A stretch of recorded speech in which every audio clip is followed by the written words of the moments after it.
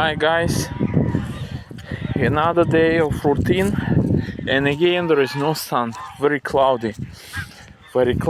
I'm doing my routine, water for my geese. Um, Look, one of someone commented and below my video, one of my videos. Look, and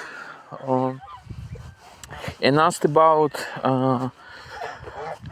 Russian Far East hectare program.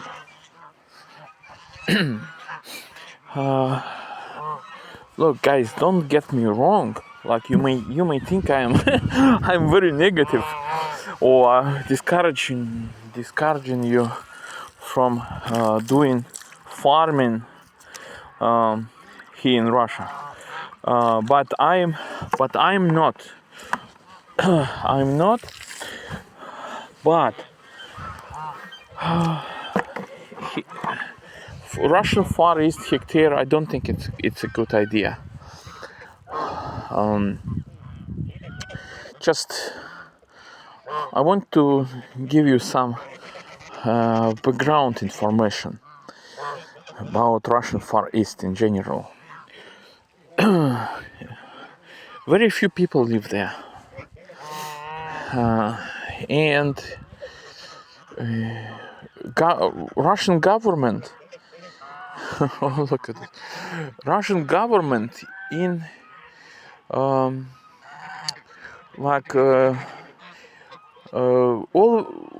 like, we had different regimes: monarchy, communism. Now, like, okay, I won't give like the definition for today's regime. It's supposed to be democracy, but different. Oh, he wants to fight. Oh, in different regimes, Russian government had different approaches to attract people from European part of Russia to Far East and Siberia.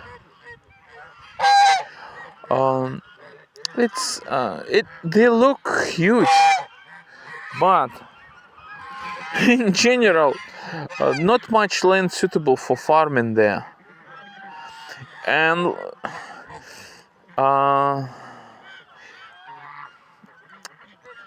in monarchy time, government was providing a lot of money for those who want to live there. Didn't work much. Then in Soviet Union, they changed their strategy. They were sending, offenders, as a penalty.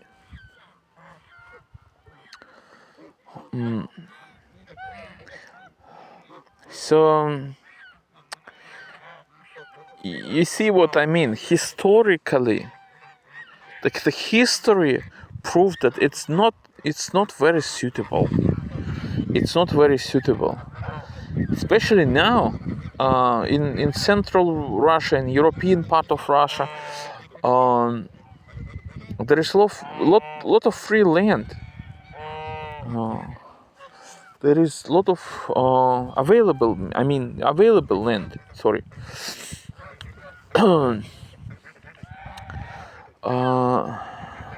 Yes, as I said before, in monarchy they were given money. In Soviet Union they were punishing people and were sending to Siberian Far East. In modern Russia, they just advertised on TV. People like to hear, oh, something is free, 1 hectare is free. But how you going to go there? How are you going to move there? You know how much money it will cost. like to take your stuff and everything. It's first question. Second question is, what you gonna do on one hectare? Look,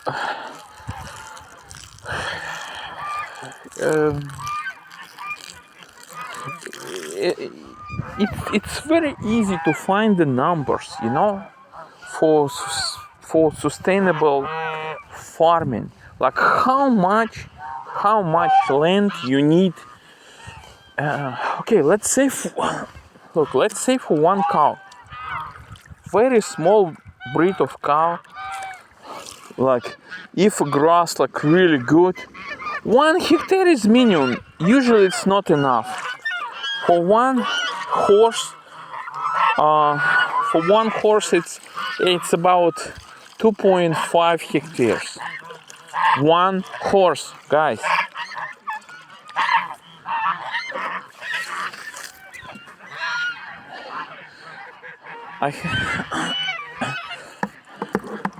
I have maybe 100.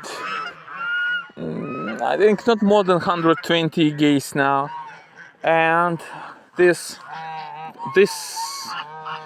pasture is, I think it's about 2 hectares, and I made that electric fence really late. Didn't have time, like in the late of summer, late, like it's end of summer, and look, it's already destroyed. And 120 geese, it's not enough. It's not a lot. It just for yourself and family maybe. If you want to be self-sufficient, like not something like you have like a few geese and then you slaughter them at Christmas and the rest of food you buy at supermarket. No, I mean to be self-sufficient. 1 hectare it's too large for residential and too small for farming.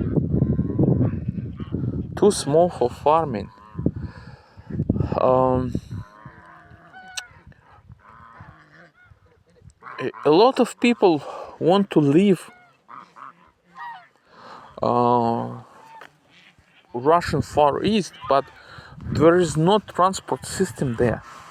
For many places there is no transport system like railway or just road.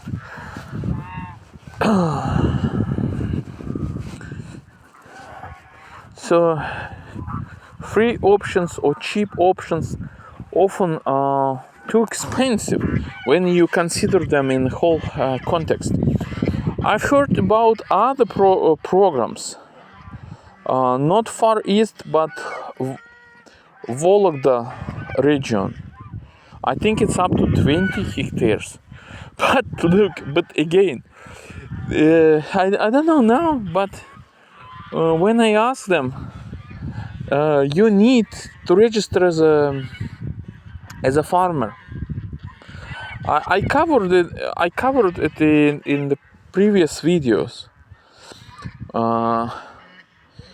Registering as a farm, like you may possess agricultural land as a person or as a farmer, and farmer is you register it as sole proprietor, but like subcategory for sole proprietors,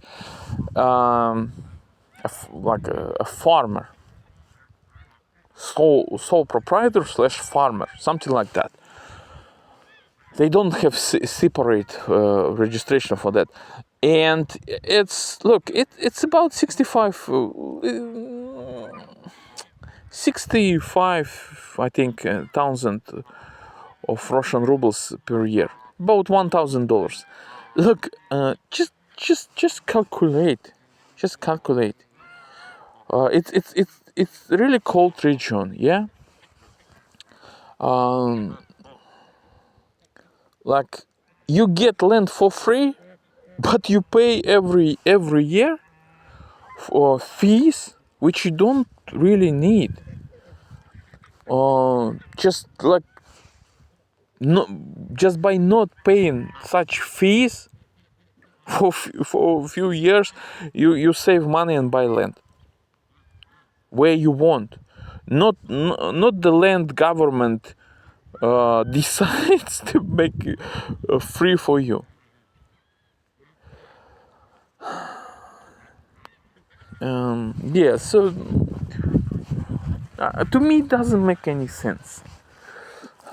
Yeah, as I said, don't think I'm too negative or I am discouraging you. No, you you can you can you can you can just buy land like on second-hand market. You don't need these programs.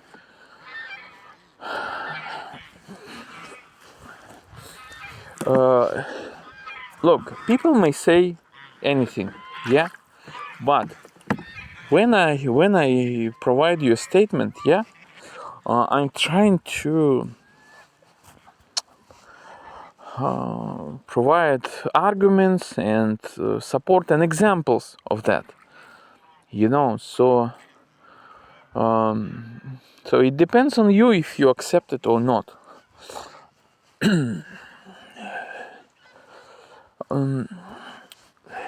And look, anyway,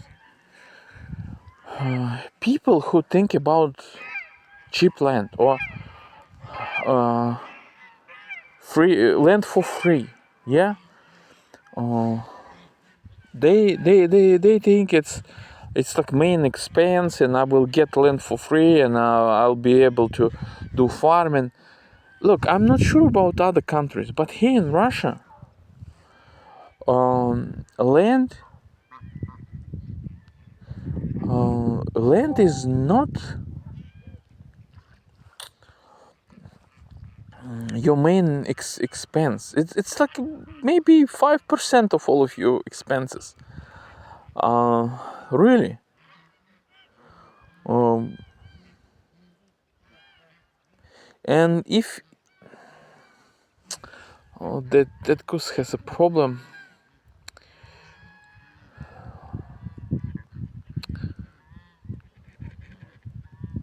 and it's getting worse because of humid problem, but they're able to recover. I noticed that usually it's female geese, those who have problems with health or die. Okay, so if you have no money and you're looking for land for free or cheap, what about the rest? What about the machinery, cattle? And look, it's every day a lot of like small. You buy a lot of things, tools, instruments, all this, stuff like that.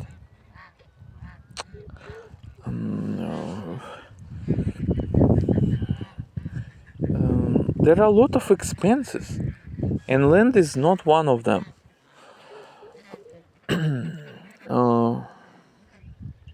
So I wouldn't recommend you to. I wouldn't recommend you like those free hectares programs in Russia.